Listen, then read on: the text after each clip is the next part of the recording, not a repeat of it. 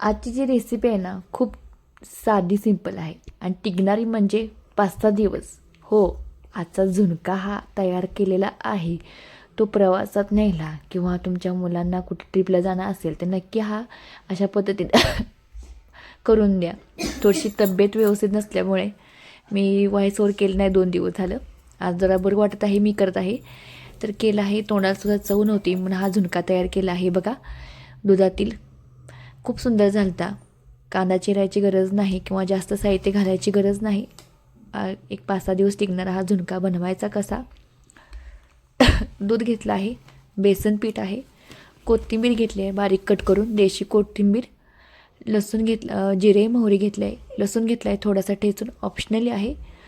कांदा लसूण मसाला, हिंगपूड, जिरा पूड, मीठ, लाल काश्मीरची पावडर आणि तीळ एवढं साहित्य घेतलं आहे आपले हे झुणका करण्यासाठी. पॅन ठेवला आहे, त्यामध्ये घालायचं तेल 2 चमचे, म्हणजे आपले हे पळी मोठी असल्यामुळे 1 चमचा झाला आहे. जिरे मोहरी छान अशी तडतडले की आपण हे भाजून घेणार आहोत.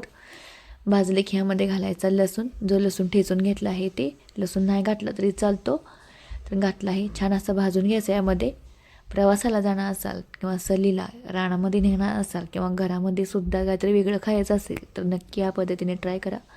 सर्व मसाले आता आपण यामध्ये भाजून घेणार आहोत 2 मिनटं. लसूण भाजल्यानंतर घेऊया परतून हे थोडंसं. त्यामध्येच घालायची कोथिंबीर, ह्यामध्येच भाजून घ्यायची, त्यामुळे झुणक्याला छान अशी चव येते, फ्लेवर येतो.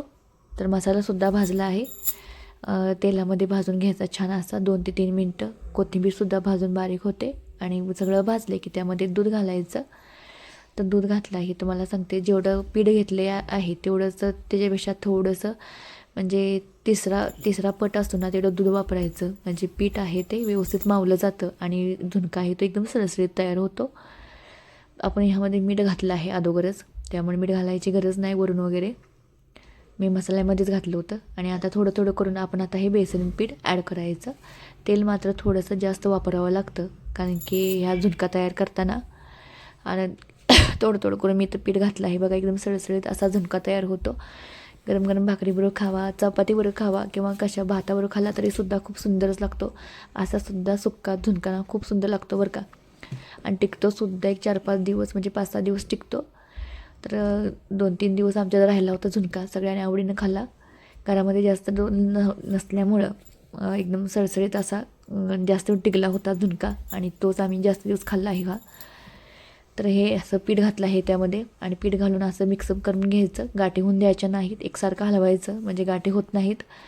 दुधातला अगदी मस्त चवीला लागणारा हा झुणका, गावरान पद्धतीचा महाराष्ट्रीयन ओळख असणारा हा झुणका जरा दुधातलाच तयार केला आहे. खूप सुंदर चवीला झालता. वरूनसुद्धा तुम्ही कोथिंबीर घातली तरी चालतं.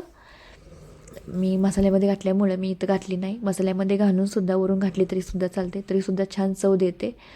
थोडंसं काय करायचं, गाठी फोडून घ्यायच्या, हलवत राहायचं. गॅसची फ्लेम आहे ती लो ठेवायची आणि लो फ्लेमवरच हे मिक्सअप करत राहा, म्हणजे झुणका आहे तो एकदम सळसळीत तयार होतो. तयार झाला आहे आपला सळसळीत हा झुणका. नक्कीच ही रेसिपी ट्राय करा आणि केल्यानंतर मला कमेंट करायला अजिबात विसरू नका. अगदी साधी सिंपल रेसिपी आहे, घरामध्ये सगळं साहित्य आपल्याला उपलब्ध असतं हे करायला. थोडंसं झाकून ठेवल्यानंतर हा एकदम सळसळीत झाला आहे, कारण की दुधातला पदार्थ कोणताही असला की लगेच सळसळीत होतोच. झुणकासुद्धा सळसळीत झाला आहे. ही रेसिपी पाहायला तुम्हाला आवडली असेल तर नक्की आपल्या सोनाली किचनला जाता जाता सबस्क्राईब मात्र करायला अजिबात विसरू नका. आपल्या सोनाली किचन अगदी रेसिपी सोप्या असतात. धन्यवाद.